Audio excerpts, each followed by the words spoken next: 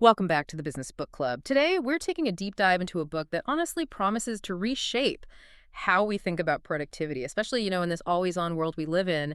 It's Michael Hyatt's acclaimed Free to Focus, a total productivity system to achieve more by doing less. And look, this isn't just another time management guide. It feels more like a way to reclaim your time, your energy, maybe even your life by zeroing in on what really matters. Yeah. And what's really interesting, I think, is how Hyatt just fundamentally challenges our usual ideas about what productivity even is. Yeah. We often equate being busy with being effective, right? But he argues that this frantic pace most of us keep, well, it's not just unsustainable, it's actually counterproductive. We'll dig into his own story a bit, how he got to this point, and why this message is so critical right now for basically every entrepreneur. Okay, so what's our mission today? We want to boil Hyatt's whole system down into actionable nuggets. We want you to really get the core philosophy, understand the tools he gives you, and importantly, walk away with a kind of roadmap, a way to stop feeling so overwhelmed and actually start making real progress on the big goals. All right, let's jump right in. So many of us feel like we're constantly running, but not really getting anywhere important. Hyatt kicks off Free to Focus with a really personal, almost scary wake-up call he had. That's right. He talks about having this episode of severe chest pain, thought it was a heart attack. Turns out, doctor said it was acid reflux, but triggered by extreme stress. Yeah. And that personal crisis was the moment he realized he couldn't keep trying to do everything, mostly by himself. It just wasn't working. That led him to that key insight. Focusing on everything means focusing on nothing. And I think a lot of entrepreneurs hear that and just nod. Yeah, that hits home. And he actually gives a name to the environment that keeps us stuck there, the distraction economy. It makes you think of that Herbert Simon quote from way back in 1970. Something like, "A wealth of information creates a poverty of attention." Feels more true now than ever. Absolutely. If information is just constantly flooding us, then our ability to focus becomes like the most valuable thing we have. But work is often the hardest place to find that focus. You've got, something crazy like 200 million emails sent every minute globally, plus data feeds, calls, texts, meetings. Research suggests we get interrupted on average every 3 minutes. It's like the environment is, as one writer put it, custom built to destroy individual focus. And the price we pay isn't just lost focus, is it? It's those 70-plus hour work weeks you hear about. People spending 6 hours a day on email, checking messages late at night, on weekends. It's like that Red Queen in Alice in Wonderland. Right. It takes all the running you can do to keep in the same place. And this constant running, this kind of total work idea where work just bleeds into everything, it has real costs, burnout, obviously, serious health problems, workplace stress, is linked to something like 120,000 deaths a year in the U.S. alone, plus damaged relationships, no time for personal stuff. Hmm. So people try these productivity hacks, right? Mm-hmm. But Hyatt found they often make things worse because they're still based on that old factory mindset of just doing more faster. So the takeaway is pretty stark. The old way isn't just broken, it's actually harmful. We need a fundamentally new approach. And Hyatt's big breakthrough seems to be redefining productivity itself. Not about getting more done. But getting the right things done. Exactly. It's about ending the day, feeling clear, satisfied, maybe even energized instead of just wiped out. Okay. And the system he proposes is, it sounds simple, but it's powerful. Stop, cut, and act. Basically, you systematically figure out what not to do, what doesn't serve your real purpose, and then you execute intentionally on what's left. So that stop phase is the foundation then, like figuring out where you're actually going, like Alice in the Cheshire Cat, if you don't know where you want to go. Any road will get you there, Yeah. right? So, yeah, stop is about crafting that vision. And it's not just about success in some vague sense, because that can lead straight to burnout. He talks about a client, Roy, working 70 hours, feeling awful.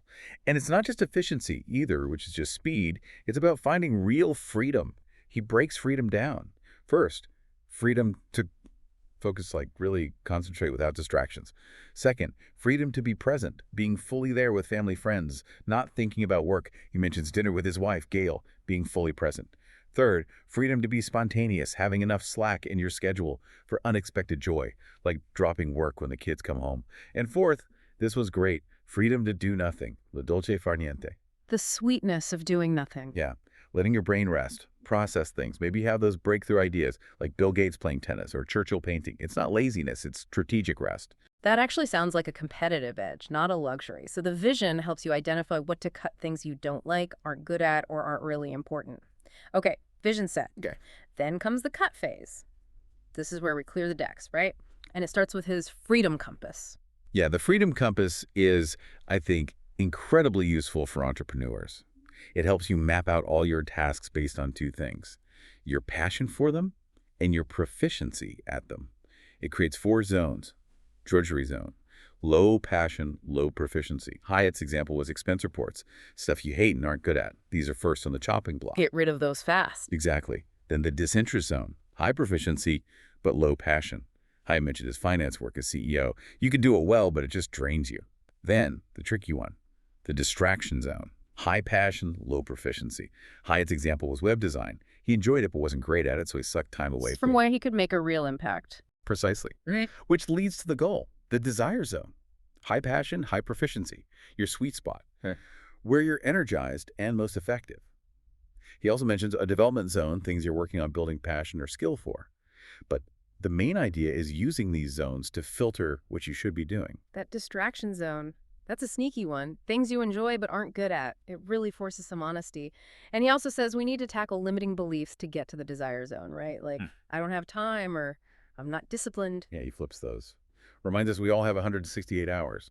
And discipline. It's way easier for things you actually find engaging, things in your desire zone. But before you start cutting tasks, there's a crucial step: rejuvenate. This flips another common idea. We think time is flexible and energy is fixed. Hyatt says no, it's the opposite. Energy fluctuates, but you can replenish it. His rule of 50 research is interesting. Working over 50 hours a week often leads to less output, not more, diminishing returns. So grinding longer hours is actually counterproductive. Yeah. Makes sense. What are the key ways to rejuvenate strategically? He lists 7 core practices. Sleep is huge, 7 to 10 hours. Bezos prioritizes it. Eat well, mindfully. Take real lunch breaks that can actually boost creativity. Move. Exercise, even just 25 minutes, gives you physical and mental energy. Improves work-life balance, too. Connect. Intentional relationships are energizers. Avoid the emotional vampires. Play. Activity just for fun, like Gates tennis. Vital for creativity, restoration, reflect. Journaling, meditation, whatever works to recharge mentally, emotionally. And unplug. Really disconnect from work during off hours. Put the phone away. These aren't optional. They're investments in your ability to perform. Okay, recharged, clear-headed. Now we can tackle the elimination part with more confidence. Step 3 in cut is eliminate, and that means getting good at saying no. Right, because every time you say yes to something, you're automatically saying no to something else you could have done with that time. Times zero sum. Recognizing that trade-off is key. And he gives a great tool, the positive no formula. It's a yes, no, yes structure. First, yes. Affirm the person or the request somehow. Show respect. Then no. State your boundary clearly, without waffling. Due to other commitments, I have to decline. Simple. Then the second, yes. Offer an alternative if possible, or reaffirm the relationship. Maybe suggest someone else, provide a resource.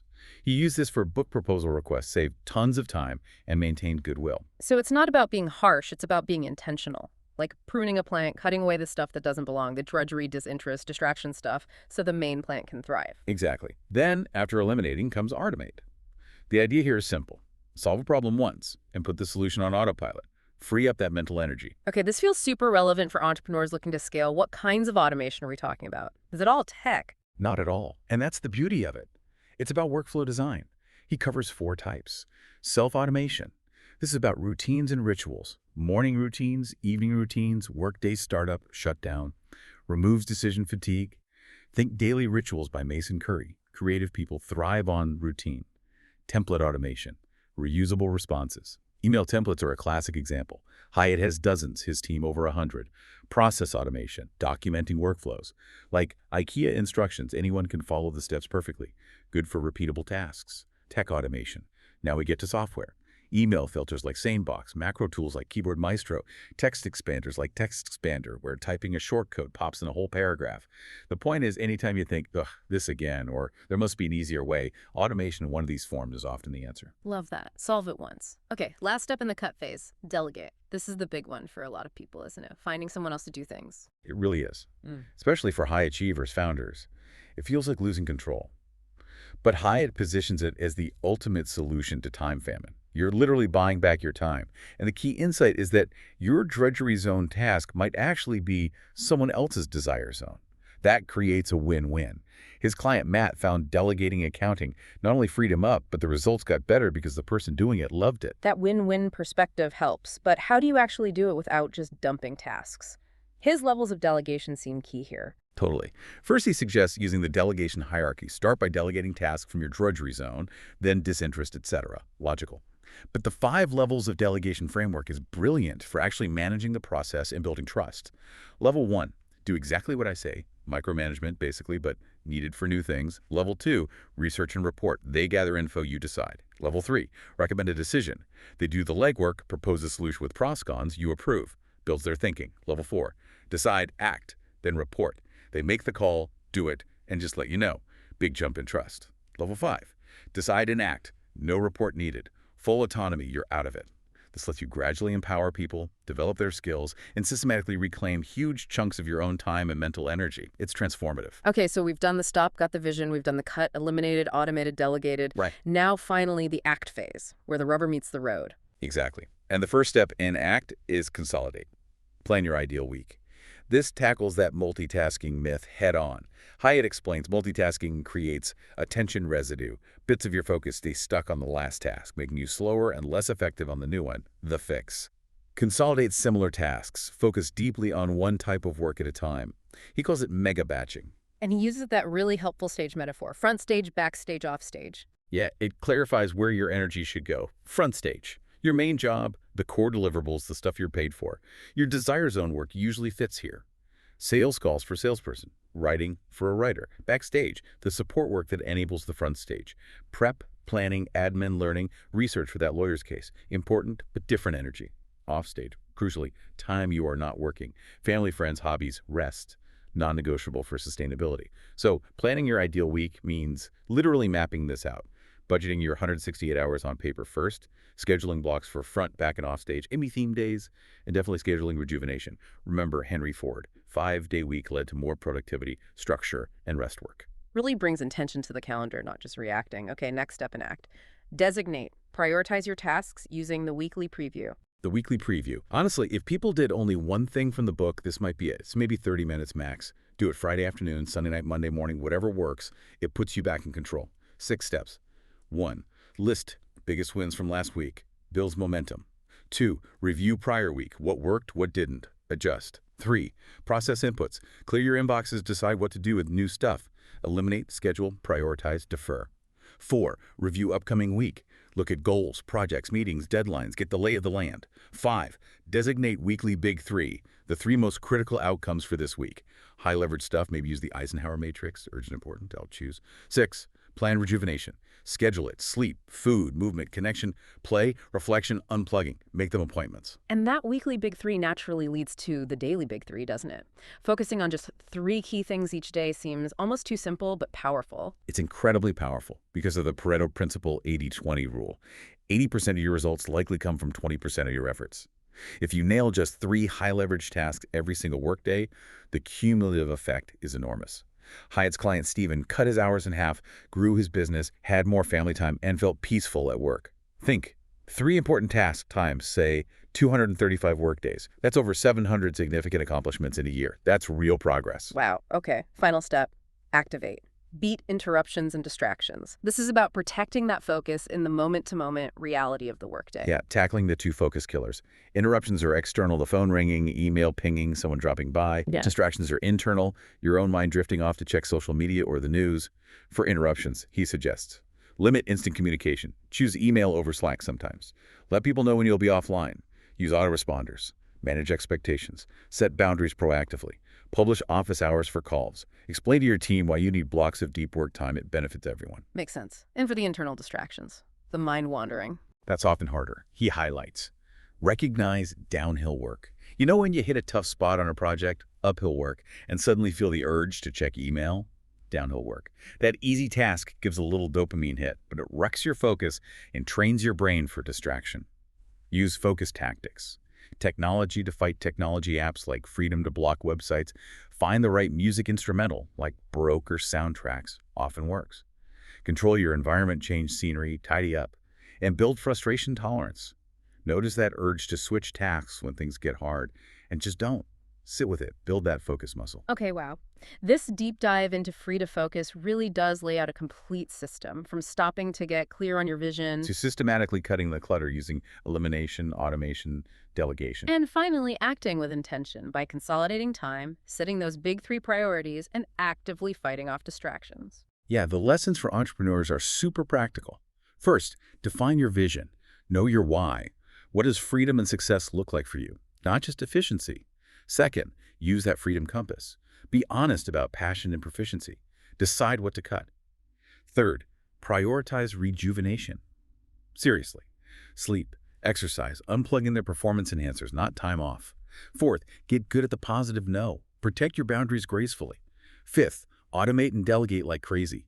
Anything not in your desire zone that can be systemized or handed off, do it. Use those levels of delegation. Sixth, plan. Ideal week, weekly preview, daily big three. Structure brings freedom. And seventh, fight for focus. Actively manage interruptions and distractions. Deep work is where the magic happens. It really feels like it's about more than just ticking boxes. It's about making real headway on the stuff that actually moves the needle in your business, and crucially, getting that margin back time and energy for health, relationships, just life outside of work. Exactly. It's about starting your own sort of productivity revolution. Michael Hyatt really shows it's possible to achieve more by doing less of the wrong stuff anyway. It's about working smarter, more intentionally, with real clarity. Well, we really hope this deep dive has given you some concrete tools and maybe some inspiration to take control of your schedule, boost your energy, and really free yourself to focus. If you found this valuable, definitely make sure you're subscribed to the Business Book Club. We bring you these kinds of expert-led discussions to help cut through the noise and focus on what matters. Until next time, keep focusing on what truly makes a difference. Now, that's a wrap for this episode of the Business Book Club. If you enjoyed the ride, make sure to subscribe so you'll never miss our next deep dive. Got a favorite business book you'd love us to explore? Let us know. We're always up for a good read. And hey, don't keep all these insights to yourself. Share this episode with a fellow book lover or your work buddy who's always looking to level up. Until next time, keep learning, keep growing, and we'll see you in the next episode.